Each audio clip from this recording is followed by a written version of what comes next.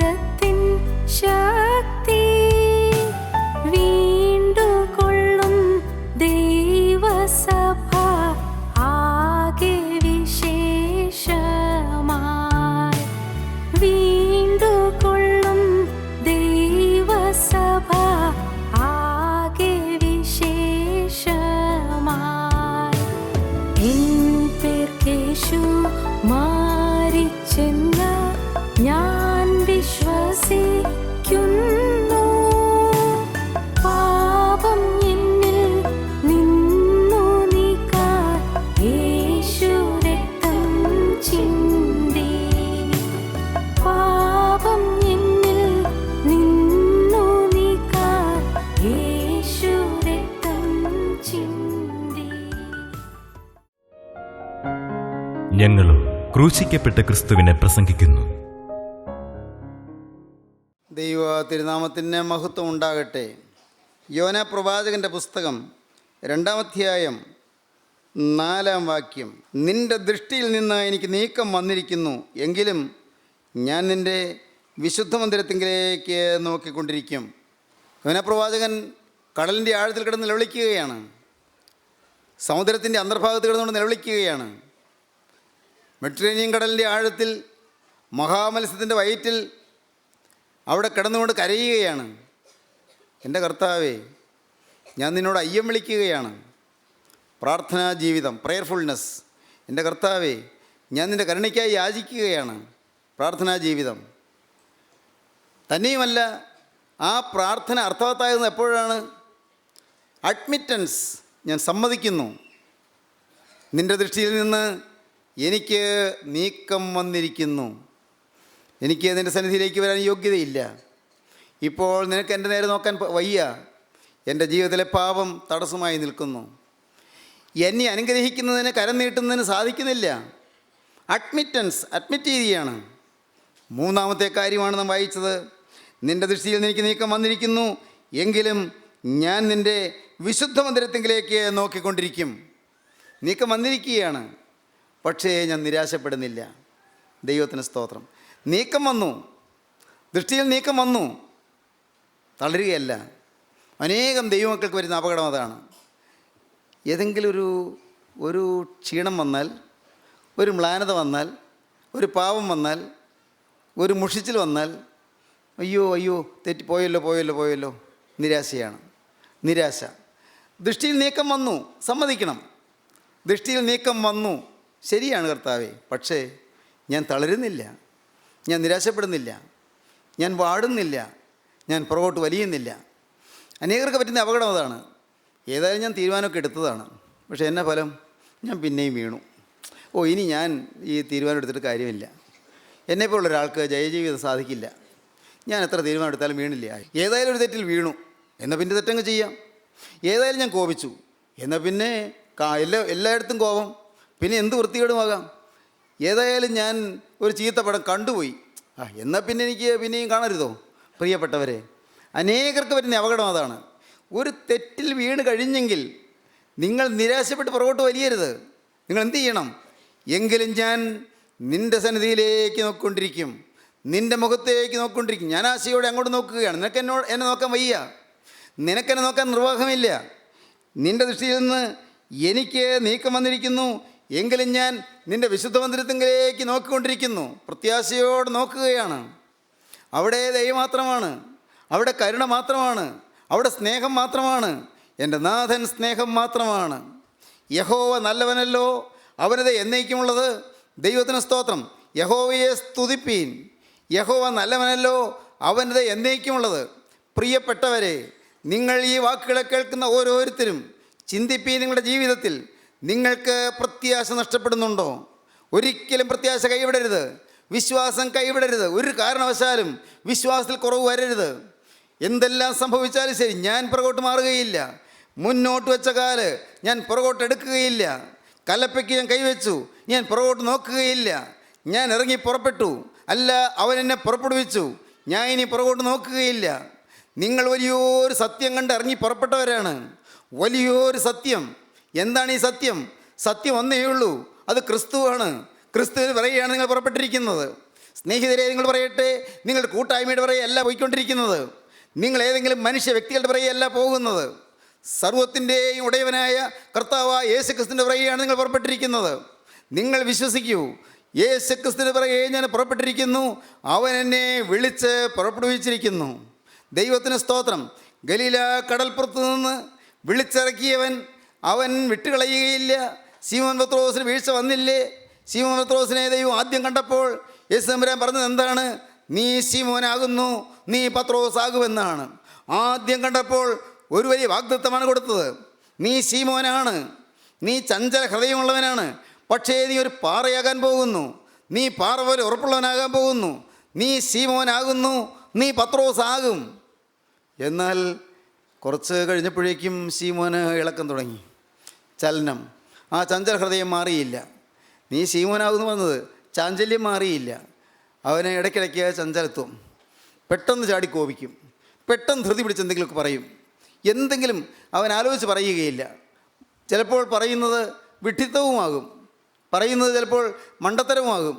ഒരവസരത്തിൽ അവിടെ താബോർ മലയിലേക്ക് ശീമോനെ കർത്താവ് കൊണ്ടുപോയി. താബോർ മലയിൽ, മറുമലയിൽ കൊണ്ടുപോയി. അവിടെ കർത്താവ് പൂർണ്ണമായും രൂപാന്തരപ്പെട്ടു. തേജോമയനായ യേശു, നിത്യ തേജസ്സിൻ്റെ പ്രതീകമായ കർത്താവായ യേശു ക്രിസ്തു തേജോമയനായി തിളങ്ങുന്നവനായി നോക്കിയാൽ കണ്ണഞ്ചുന്ന വിധത്തിൽ യേശു നിൽക്കുകയാണ്. യേശുവിനോട് കൂടെ മോശയും ഏലിയാവും വന്നിരിക്കുന്നു. വാങ്ങിപ്പോയ മോശയും അങ്ങ് ഉടലോടെ അങ്ങ് ഉയരത്തേക്ക് എടുക്കപ്പെട്ട ഏലിയാവും രണ്ടുപേരും വന്നിരുന്ന് സംസാരിക്കുകയാണ്. യെരൂശലേമിൽ നടക്കാനുള്ള ആ വലിയ ക്രൂശാരോഹണത്തെക്കുറിച്ചാണ് സംസാരിക്കുന്നത്. സ്വർഗീയ രഹസ്യങ്ങൾ പങ്കുവയ്ക്കുകയാണ്. വിശുദ്ധന്മാരുമായി സ്വർഗീയ രഹസ്യങ്ങൾ കർത്താധികർത്തൻ പങ്കുവയ്ക്കുകയാണ്. ദൈവത്തിന് സ്തോത്രം.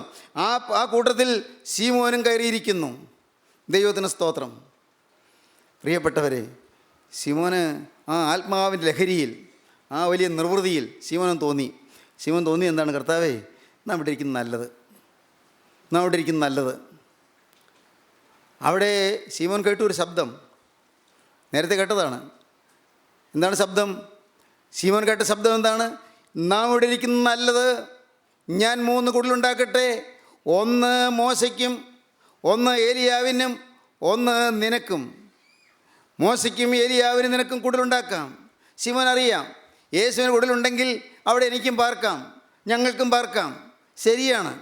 പക്ഷേ ശിമോൻ താൻ പറയുന്നത് എന്ത് എന്നറിയാതെ പറഞ്ഞു. എന്താണ് ഈ പറയുന്നത്? പെട്ടെന്നുണ്ടാകുന്ന ഒരു വികാരത്തള്ളലിൽ, ആവേശത്തിമിർപ്പിൽ ശിമോൻ പറയുകയാണ്, നാം 3 കുടിലുണ്ടാക്കുക. ഇതാ കേൾക്കാം, ഇവൻ എൻ്റെ പ്രിയപുത്രൻ, ഇവനെ ചെവി കൊടുപ്പീൻ. മോശയെയും പ്രവാചകന്മാരെയും കാണരുത്, മോശയെ ഏലിയാവിനെയല്ല കാണേണ്ടത്, ഇവനാണ് എൻ്റെ പ്രിയപുത്രൻ, ഇവൻ നിങ്ങൾ ചെവി കൊടുപ്പീൻ എന്നുള്ള ഉയരത്തിൻ്റെ ശബ്ദം കേട്ടു. ഇന്നതാണെന്ന് പറയുന്നത് അറിയാതെ പറഞ്ഞു പോയതാണ് ശിമോൻ. ഉടനെ സ്വർഗ്ഗം ഇടപെട്ടു. എന്താണ് പറഞ്ഞത്? പ്രിയപ്പെട്ടവരെ, വളരെ അർത്ഥമുണ്ടതിന്. താബോർ മലയിൽ അങ്ങനെ ആ നിർവൃതിയിൽ മയങ്ങിയിരിക്കാനല്ല. താഴ്വരയിൽ ചന്ദ്രരോഗിയുണ്ട്, താഴ്വരയിൽ പെടയുന്ന രോഗിയുണ്ട്, താഴ്വരയിൽ വലയുന്ന ജീവിതമുണ്ട്, താഴ്വരയിൽ അവിശ്വാസമുള്ള ശിഷ്യന്മാരുണ്ട്, താഴ്വരയിൽ ഒന്നും ചെയ്യാനാവാതെ അമ്പരപ്പിൽ നിൽക്കുന്ന ശിഷ്യവൃന്ദമുണ്ട്. അവരുടെ അടുക്കിലേക്ക് ഓടിച്ചെന്ന് ചന്ദ്രരോഗിക്ക് സൗഖ്യം കൊടുക്കേണ്ടതാണ്. ആ ചന്ദ്രരോഗി, മനോരോഗം ബാധിച്ച മനോരോഗം ബാധിച്ച ചെറുപ്പക്കാരൻ, അവനിങ്ങനെ പിടയ്ക്കുകയാണ്, വായിൽ നൊരയും പതയും വരികയാണ്, അവൻ വീണ് കിടന്ന് ഉരുളുകയാണ്. അവൻ്റെ അപ്പൻ അവനെ ശിഷ്യന്മാരുടെ അടുക്കൽ കൊണ്ടുവന്നു. ശിഷ്യന്മാരുടെ അടുക്കൽ കൊണ്ടുവന്നപ്പോൾ അവർക്ക് അവനിൽ നിന്ന് ഭൂതത്തെ മാറ്റുവാൻ കഴിയാതെ അവർ അമ്പരപ്പിൽ നിൽക്കുകയാണ്. താഴ്വരയിൽ പിടച്ചിലുണ്ട്, താഴ്വരയിൽ വേദനയുണ്ട്, താഴ്വരയിൽ പ്രയാസങ്ങളുണ്ട്, താഴ്വരയിൽ കഷ്ടപ്പാടുണ്ട്, താഴ്വരയിൽ രോഗത്തിൻ്റെ പീഡയുണ്ട്. അങ്ങോട്ട് ഇറങ്ങി ചെല്ലാനാണ് മോനെ നിന്നെ ആത്മാവിൻ്റെ ശക്തി അണിയിക്കുന്നത്. ദൈവത്തിന് സ്തോത്രം. അങ്ങോട്ട് നീ ഇറങ്ങി ചെല്ലേണ്ടതാണ്. നീ മലമേലിരുന്നാൽ പോരാ, മലയിലിരുന്ന് നീ ആത്മാവിൽ അങ്ങ് സൂചിച്ച് കഴിഞ്ഞാൽ പോരാ. നീ ഒരാൾ ആത്മാവിൻ്റെ നിറവിൽ സൂചിച്ച് കഴിയാനല്ല നിനക്ക് ആത്മനിറവ് തരുന്നത്. നിനക്ക് ആത്മനിറവ് തരുന്നത് വലയുന്നവരുടെ മധ്യത്തിലേക്ക് ഇറങ്ങിച്ചെല്ലാനാണ്. നാം അവിടെ ഇരിക്കും നല്ലത് നീ പറഞ്ഞത് നീ കാര്യം അറിയാതെയാണ്. നിന്നെക്കുറിച്ച് ദൈവത്തിൻ്റെ ഉദ്ദേശം എന്തായെന്നറിയാതെ, ദൈവം നിനക്ക് വേണ്ടി കരുതിയിരിക്കുന്നതായ അത്യുന്നതമായ ശുശ്രൂഷ എന്തായെന്നറിയാതെ നീ ഞാനിവിടെ ഇരുന്നാൽ മതി എന്ന് നീ പറഞ്ഞുകൊണ്ടിരിക്കുകയാണ്. ധൃതഗതിയിൽ പലതും പറഞ്ഞു. അതിന് മുൻപൊരു സംഭവം ഉണ്ടായി. യേശു പറഞ്ഞു, ബറിയോനാ ശിമോനെ, നീ ഭാഗ്യവാൻ. ജഡരക്തങ്ങളിലാണ് ഇത് എനിക്ക് വെളിപ്പെടുത്തിയത്. ഏത്? നീ ജീവനുള്ള ദൈവത്തിന് പുത്രനായ ക്രിസ്തു എന്ന സത്യം. ഞാൻ ആരാണെന്നാണ് എല്ലാവരും പറയുന്നത്? ഏലിയാവാണെന്ന് ചിലർ പറയുന്നുണ്ട്, യിരെമ്യാ പ്രവാചകനാണെന്ന് പറയുന്നുണ്ട്, നീ വരുവാനുള്ള പ്രവാചകനാണെന്ന് പറയുന്നുണ്ട്. അല്ല, നിങ്ങൾക്ക് എന്നെക്കുറിച്ച് എന്താ അഭിപ്രായം? ശിവപത്രോസ് പറഞ്ഞു, നീ ജീവനുള്ള ദൈവത്തിൻ്റെ പുത്രനായ ക്രിസ്തു. ഞങ്ങൾക്ക് സംശയമൊന്നുമില്ല. നീ ജീവനുള്ള ദൈവത്തിൻ്റെ പുത്രനായ ക്രിസ്തു. തൻ്റെ ഇടത്തോടെ പറഞ്ഞു. നല്ല ഏറ്റുപറച്ചിലാണ്. ഉടനെ കർത്താവ് പറഞ്ഞു, ബറിയോനാ ശിമോനെ, നീ ഭാഗ്യവാൻ. മനുഷ്യരാരുമല്ല, ജഡരക്തങ്ങളല്ല നിനക്കിത് വെളിപ്പെടുത്തിയത്. സ്വർഗസ്ഥനായ പിതാവത്രേ നിനക്കിത് വെളിപ്പെടുത്തിയത്. നീ പത്രോസാകുന്നു, ഈ പാറമേൽ ഞാൻ എൻ്റെ സഭയെ പണിയും. നീ ഒരു പാറ കഷ്ണമാകുന്നു, നിൻ്റെ വിശ്വാസമാകുന്ന പാറയിൽ ഞാൻ എൻ്റെ സഭയെ പണിയും. ഈ ഏറ്റുപറഞ്ഞ വിശ്വാസത്തിൽ എൻ്റെ സഭയെ ഞാൻ പണിയാൻ പോവുകയാണ്. പാതാള ഗോപുരങ്ങൾ ജയിക്കാത്ത എൻ്റെ സഭയെ ഞാൻ ഈ വിശ്വാസത്തിൻ്റെ അടിത്തറയിൽ പണിതുയർത്താൻ പോവുകയാണ്. ശിവന് നല്ല സന്തോഷമായി. എല്ലാവരും കേൾക്കുകയോ, ഒന്ന് പ്രശംസ കിട്ടിയില്ലേ? എല്ലാവരും കേൾക്കുകയല്ലേ ഈ ബഹുമതി കിട്ടിയത്? ബറിയോന ശീമോനെ നീ ഭാഗ്യവാൻ. തന്നെയല്ല, പിന്നെ അടുത്ത് വന്നതോ, സ്വർഗ്ഗരാജ്യത്തിൻ്റെ താക്കോൽ ഞാൻ നിനക്ക് തരുന്നു. എന്താ പറയുന്നത്? എന്തൊരു വലിയ പദവി! ശിമോനങ്ങ് നല്ല പ്രസന്നത. എല്ലാവരുടെ മുമ്പിൽ ഒരു തലയെടുപ്പ്. എല്ലാവരുടെ മുമ്പിൽ. ഞാൻ പറഞ്ഞല്ലോ, ശിമോൻ പെട്ടെന്ന് നിശ്ചലപ്പെടുന്ന ആളാണ്. അല്പത്തിൽ പ്രസാദിക്കും, അല്പത്തിൽ വാടും. ഒരു കാര്യം വന്നപ്പോൾ പ്രസാദം, സന്തോഷമായി. എന്നിട്ട് അത് കഴിഞ്ഞ് കർത്താവ് പറഞ്ഞു, മക്കളെ, ഇതൊന്നും അല്ല, വലിയ പ്രശ്നം വരാൻ പോവുക. ഞാൻ യെരൂശലേമിലേക്ക് പോകും. യെരൂശലേമിൽ വെച്ച് അവരെന്നെ പിടിക്കും, മഹാപുരോഹിതന്മാരെന്നെ വിസ്തരിക്കും. അവിടെ പീലാത്തോസിൻ്റെ അടുക്കൽ വിസ്താരമൊക്കെ ഉണ്ടാകും. എനിക്ക് വലിയ പീഡകൾ നേരിടും. എന്നെ അവരടിക്കും, എന്നെ ഉപദ്രവിക്കും, മാത്രമല്ല എന്നെ കൊല്ലും. പക്ഷേ ഞാൻ മൂന്നാം നാൾ ഉയർത്തെഴുന്നേൽക്കും. എന്നെ കൊല്ലും. ശിമോൻ പത്രോസ് ചാടി പറഞ്ഞു, അയ്യോ കർത്താവ്, അത് പറ്റില്ല, നീ മരിക്കാൻ പാടില്ല, അവരാരും നിന്നെ ഉപദ്രവിക്കാൻ പറ്റില്ല, പാടില്ല കർത്താവേ, അത് പാടില്ല. ദൈവത്തിന് സ്തോത്രം. ആ ഭാഗം ഒന്ന് വായിച്ച്. മത്തായിയുടെ സുവിശേഷം 16-ാം അധ്യായത്തിൻ്റെ ലാസ്റ്റ് പാരഗ്രാഫ്. അന്ന് മുതൽ യേശു താൻ യെരൂശലേമിൽ ചെന്നിട്ട് മൂപ്പന്മാർ, മഹാപുരോഹിതന്മാർ, ശാസ്ത്രിമാർ എന്നിവരാൽ പലതും സഹിച്ച് കൊല്ലപ്പെടുകയും മൂന്നാം നാൾ ഉയർത്തെഴുന്നേൽക്കുകയും വേണ്ടത് എന്ന് ശിഷ്യന്മാരോട് പ്രസ്താവിച്ചു തുടങ്ങി. പത്രോസ് അവനെ വേറിട്ട് കൊണ്ടുപോയി, കർത്താവേ, അതരുതേ, നിനക്കങ്ങനെ ഭവിക്കരുതേ എന്ന് ശാസിച്ചു തുടങ്ങി. ശാസിച്ചു വെച്ചാൽ കർത്താവിനെ തർജ്ജനം ചെയ്തു തുടങ്ങി. കർത്താവേ, പറ്റില്ല, നീ അങ്ങനെ മരിക്കാൻ പാടില്ല, നീ വിസ്തരിക്കപ്പെടാൻ പാടില്ല, ഞങ്ങളൊക്കെ ഇല്ലേ ഇവിടെ, ഞങ്ങളൊന്നും സമ്മതിക്കില്ല. കർത്താവേ, നിനക്കങ്ങനെ വരാൻ പാടില്ല, നിന്നെ വിസ്തരിക്കാൻ പാടില്ല, നിന്നെ ശിക്ഷിക്കാൻ പാടില്ല, നിന്നെ ഉപദ്രവിക്കാൻ പാടില്ല, നിന്നെ പീഡിപ്പിക്കാൻ പാടില്ല, ഞങ്ങൾ സമ്മതിക്കുകയില്ല. കർത്താവേ, നിനക്കങ്ങനെ ഭവിക്കരുതേ, നീ അതിന് വഴിപ്പെട്ട് കൊടുക്കരുതേ, നീ അതിന് താണു കൊടുക്കരുതേ. ശിമോൻ പത്രോസ് പറയുകയാണ്, സ്വർഗത്തിലെ ദൈവത്തിൻ്റെ ഹിതമറിയാതെ ശിമോൻ ജഡസ്നേഹം കൊണ്ട് സംസാരിക്കുകയാണ്. വെറും ജഡീക സ്നേഹം കൊണ്ട്. യേശുവിനുള്ളതായ സ്നേഹം തന്നെയാണ്, പക്ഷേ ജഡസ്നേഹമാണ്. ദൈവത്തിൻ്റെ കാര്യപരിപാടി എന്താണ്? യേശു വന്നത് മരിക്കാനാണ്, യേശു വന്നത് പീഡ ഏൽക്കാനാണ്, യേശു വന്നത് പാപികൾക്കടി ക്രൂശിൽ മരണം വരിക്കാനാണ്. അങ്ങനെ ഇരിക്കെ ആ യേശു വന്നതിൻ്റെ ഉദ്ദേശം നിവർത്തിക്കുന്നതിൻ്റെ തടസ്സമായി നിനക്കങ്ങനെ ഭവിക്കരുതേ എന്ന് പറഞ്ഞത് സാത്താന്യമായ ചിന്തയാണ്, പൈശാചിക ചിന്തയാണ്. കർത്താവ് ഒട്ടും താമസിച്ചില്ല. സാത്താനെ വായിച്ചേ. അവനോ തിരിഞ്ഞ പത്രോസിനോട്, സാത്താനെ, എന്നെ വിട്ടുപോ, നീ എനിക്ക് ഇടർച്ചയാകുന്നു, നീ ദൈവത്തിൻ്റെതല്ല മനുഷ്യരുടേതത്രേ കരുതുന്നത് എന്ന് പറഞ്ഞു. ദൈവത്തിൻ്റെതല്ല കരുതുന്നത്, മനുഷ്യരുടേതത്രേ കരുതുന്നത്. നീ വെറും മാനുഷികമായി ചിന്തിക്കുന്നു, നീ ദൈവികമായി ചിന്തിക്കുന്നില്ല. തെല്ല് മുൻപ് ഇത് എഴുതിയിരിക്കുന്നതിന് തൊട്ട് തലേ പാരഗ്രാഫിൽ തൊട്ട് മുൻപ് ആ പേജിൻ്റെ മുകളിൽ ബറിയോനാ ശീമോനെ നീ ഭാഗ്യവാൻ, ജഡരക്തങ്ങളല്ല സ്വർഗസ്ഥനായ എൻ്റെ പിതാവത്രേ നിനക്കത് വെളിപ്പെടുത്തിയത് എന്ന് പറഞ്ഞ് അതേ നാവുകൊണ്ട് സാത്താനെ എന്നെ വിട്ടുപോ എന്ന് പറയുകയാണ്. ശിമോൻ പത്രോസ് അവൻ ചഞ്ചല ഹൃദയനായിരുന്നു. നീ ശിമോനാകുന്നു, നീ പത്രോസാകും എന്ന് പറഞ്ഞു. പക്ഷേ പിന്നെയും ചഞ്ചലപ്പെട്ടുകൊണ്ടിരുന്നു. ഉപേക്ഷിച്ചോ കർത്താവ് തള്ളിക്കളഞ്ഞോ? എൻ്റെ സ്നേഹിതരെ, സ്വർഗത്തിലെ ദൈവം സ്നേഹം മാത്രമാണ്, കർത്താവ് തള്ളിക്കളയുന്നവനല്ല. ഒരിക്കലും വിളിച്ചിറക്കിയതാണോ? ഗലീല കടൽപ്പുറത്ത് നിന്ന് വിളിച്ച് പുറപ്പെടുവിച്ചതാണോ? പാവപ്പെട്ട മുക്കുവ തൊഴിലാളിയെ വിളിച്ച് വേർതിരിച്ചതാണോ? മോനെ, നിന്നെ ഈ കണ്ട കാലങ്ങളൊക്കെ നിന്നെ നടത്തിയതാണോ? നിനക്ക് ജീവൻ്റെ വചനം തന്ന് മോളെ നിന്നെ കൊണ്ടുവന്നതാണോ? നിൻ്റെ പേർ ചൊല്ലി വിളിച്ച് നിന്നെ പുറപ്പെടുവിച്ചതാണോ? എൻ്റെ കർത്താവിന് സ്തോത്രം. നിങ്ങളോട് ഞാൻ പറയട്ടെ, നിങ്ങളെ പുറപ്പെടുവിച്ചവൻ നിങ്ങളുടെ ജീവിതത്തിൻ്റെ അന്തിമമായ ലക്ഷ്യസ്ഥാനത്തെത്തിക്കാൻ ശക്തനാണ്. ആരും പേടിക്കരുത്, ആരും ഭയപ്പെടരുത്. എൻ്റെ കർത്താവിന് സ്തോത്രം. ശിമോൻ പത്രോസ് പിന്നെ കർത്താവിനെ തള്ളിപ്പറയുകയൊക്കെ ചെയ്തു. എങ്കിലും കർത്താവ് ശിമോനെ താൻ ഉദ്ദേശിച്ച സ്ഥാനത്തേക്ക് എത്തിച്ചു. ശിമോൻ കർത്താവിനെ തള്ളി പറഞ്ഞു, ഇവനെ ഞാൻ അറിയുന്നില്ല എന്നാണ് പറഞ്ഞത്. പാവം, ഇവനെ ഞാൻ അറിയുന്നില്ല എന്ന്. അവൻ പ്രാകാൻ തുടങ്ങി, ആണയിടാൻ തുടങ്ങി. ആ പുറജാതി സ്ത്രീയുടെ മുമ്പിൽ ആണയിട്ടു, സേവകരുടെ മുമ്പിൽ ആണയിട്ടു. ഇവനെ ഞാൻ അറിയില്ല, എനിക്കൊരു പരിചയമില്ലെന്നാണ് പറഞ്ഞത്. 3.5 കൊല്ലം കൂടെ നടന്ന് യേശുവിന് പരിചയമില്ല എന്ന് ഈ ശിമോൻ പറഞ്ഞു. പ്രിയപ്പെട്ടവരെ, എന്നാൽ അവനെയും ദൈവം വിട്ടില്ല. ദൈവം കണ്ടതാണോ, ദൈവം വിളിച്ചതാണോ? ദൈവം വേർതിരിച്ചതാണോ? ദൈവത്തിന് സ്തോത്രം. സ്വർഗത്തിലെ ദൈവം പിന്നാലെ നിൽക്കുകയാണ്. ദൈവം കർത്താവായ യേശു വിസ്താരരംഗത്ത് നിൽക്കുമ്പോൾ കോഴി കൂകി. കോഴി കൂകുന്ന ശബ്ദം കേട്ടു. കർത്താവ് തിരിഞ്ഞ പത്രോസിനെ ഒന്ന് നോക്കി. പത്രോസ് ഉള്ളത്തിൽ നൊന്തു, ഉള്ളത്തിൽ കുത്തുകൊണ്ടു. അയ്യോ, ഞാൻ എൻ്റെ കർത്താവിനെ തള്ളി പറഞ്ഞല്ലോ. ഇന്ന് കോഴി കൂകുന്നതിന് മുമ്പ് നീ 3 വട്ടം എന്നെ തള്ളി പറയുമെന്ന് പറഞ്ഞത് അത് അക്ഷരപ്രകാരം നിറവേറിയല്ലോ. അയ്യോ, എനിക്ക് മുൻസൂചന തന്നിട്ടും മുന്നറിയിപ്പ് തന്നിട്ടും ഞാൻ പിന്നെയും തള്ളി പറഞ്ഞു പോയല്ലോ. ശീമോൻ പുറത്തുപോയി അത് ദുഃഖത്തോടെ കരഞ്ഞു. എൻ്റെ കർത്താവിന് സ്തോത്രം. ദൈവത്തിൻ്റെ വലിയ നാമം മഹത്വപ്പെടട്ടെ. നിങ്ങളെ പുറപ്പെടുവിച്ച ദൈവം നിങ്ങളെ അന്ത്യത്തോളം നടത്തും. നിങ്ങൾ സംശയിക്കേണ്ട. ഹോപ്പ്ഫുൾനെസ് കൈവിടരുത്. നിങ്ങളുടെ പ്രത്യാശ കൈവിടരുത്. സ്നേഹിതരെ, ഈ ശീമോൻ പത്രോസ് കർത്താവിനെ തള്ളി പറഞ്ഞു. പക്ഷേ കർത്താവ് കൈവിട്ടില്ല. പിന്നെയും തെറ്റുകൾ പിന്നെയും വന്നു. ശീമോൻ പത്രോസ് പിന്നെയും തെറ്റുപറ്റി. എന്താണ് തെറ്റുപറ്റിയത്? ശീമോൻ വേറെ 6 പേരെ കൂടി കൂട്ടിക്കൊണ്ട് അങ്ങനെ 7 പേര് കർത്താവ് ക്രൂശിക്കപ്പെട്ടതിന് ശേഷം 3-ാം നാൾ ഉയർത്തെഴുന്നേറ്റു. അതിനുശേഷം ശീമോൻ പത്രോസ് വേറെ 6 പേരെ ശിഷ്യന്മാരെയും കൂട്ടിക്കൊണ്ട് പഴയ പടകുമെടുത്ത് പഴയ വലയുമെടുത്ത് പഴയ തൊഴിലിലേക്ക് ഇറങ്ങിപ്പോയി. കർത്താവ് അവിടെയും കൈവിട്ടില്ല. കർത്താവ് തീബരിയാസ് കടൽക്കരയിൽ പോയി നിന്നു. എൻ്റെ കർത്താവിന് സ്തോത്രം. തീബരിയാസ് കടൽക്കരയിൽ പോയി നിന്നു.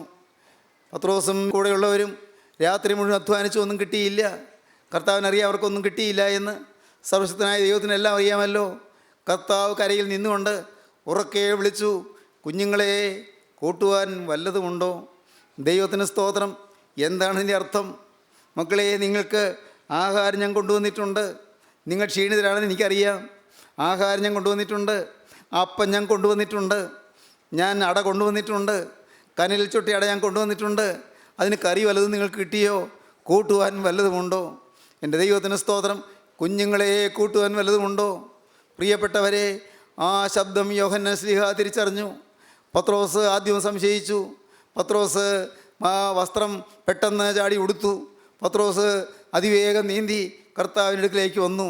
കുഞ്ഞുങ്ങളെ എന്ന് ആ വാത്സല്യം നിറഞ്ഞ ശബ്ദം കേട്ടപ്പോൾ പത്രോസിൻ്റെ ഉള്ളിൽ തകർന്നു. എൻ്റെ കർത്താവേ, നീ എന്നെ ഇപ്പോഴും സ്നേഹിക്കുന്നല്ലോ. ഞാൻ നിന്നെ വിട്ടു പോയിട്ടും നീ എന്നെ സ്നേഹിക്കുന്നല്ലോ. ഇങ്ങനെ വാത്സല്യത്തോടെ നീ എന്നെ വിളിക്കുന്നല്ലോ. ആ സ്നേഹത്തിൻ്റെ സ്വരം കേട്ടപ്പോൾ പത്രോസ് ഓടി വരികയാണ്. എൻ്റെ കർത്താവിന് സ്തോത്രം.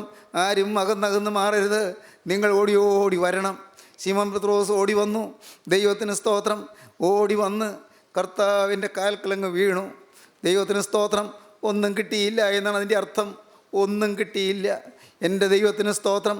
നോക്കിയപ്പോഴുണ്ട് രാത്രി മുഴുവനും അവിടെ ആ കടലിൽ പണിയെടുത്ത് വലഞ്ഞ് ക്ഷീണിച്ച് അവശരായി വിശന്ന് പൊരിഞ്ഞിരിക്കുന്ന ശിഷ്യന്മാർക്ക് അവർ ആ തണുത്ത് കുളിരണിഞ്ഞ ആ പ്രഭാതത്തിൽ അവർക്ക് വേണ്ടി തീബരിയാസ് കടലിൻ്റെ കരയിൽ മീനും അപ്പവും അവൻ ചൂടോടെ ഒരുക്കി വെച്ചിരിക്കുന്നു.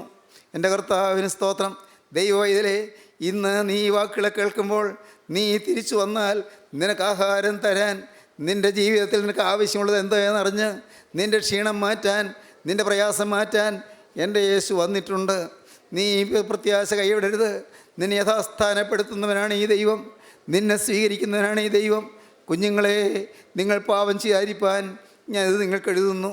ഒരുത്തൻ പാപം ചെയ്തു പോയി എങ്കിലോ നീതിമാനായ യേശു ക്രിസ്തു കാര്യസ്ഥൻ നമുക്ക് പിതാവിൻ്റെ അടുക്കലുണ്ട്. അവൻ നമ്മുടെ പാപങ്ങൾക്ക് പ്രായശ്ചിത്തമാകുന്നു. നമ്മുടേതിന് മാത്രമല്ല, സർവ്വലോകത്തിൻ്റെയും പാപത്തിന് തന്നെ. യോഹന്നാൻ്റെ 1-ാമത്തെ ലേഖനം 2-ാം അധ്യായത്തിൻ്റെ ആദ്യ ഭാഗം എങ്ങനെയാണ് പറയുന്നത്? കുഞ്ഞുങ്ങളെ, നിങ്ങൾ പാപം ചെയ്യാതിരിപ്പാൻ ഞാനിത് നിങ്ങൾക്ക് എഴുതുന്നു. ഒരുത്തൻ പാപം ചെയ്തു പോയി എങ്കിലോ നീതിമാനായ യേശു ക്രിസ്തു കാര്യസ്ഥൻ നമുക്ക് പിതാവിൻ്റെ അടുക്കലുണ്ട്. അവൻ നമ്മുടെ പാപങ്ങൾക്ക് പ്രായശ്ചിത്തമാകുന്നു. നമ്മുടേതിന് മാത്രമല്ല, സർവ്വലോകത്തിൻ്റെയും പാപത്തിന് തന്നെ. ആരും ഭയപ്പെടരുത്. ആരും പുറകോട്ട് വലിയരുത്. ആരും പുറകോട്ട് മാറരുത്. മോനെ, നിന്നെ അവൻ പുറപ്പെടുവിച്ചതാണ്. നിന്നെ അവൻ വിളിച്ചതാണ്. നിനക്കൊരു വചനം തന്നതാണ്. അവൻ നിനക്കൊരു വാഗ്ദത്തം തന്നതാണ്. നീ ശീമോനാകുന്നു, നീ പത്രോസാകുമെന്ന് പറഞ്ഞവൻ നിന്നെ പത്രോസാക്കാൻ ബന്ധപ്പെട്ടുകൊണ്ടിരിക്കുകയാണ്.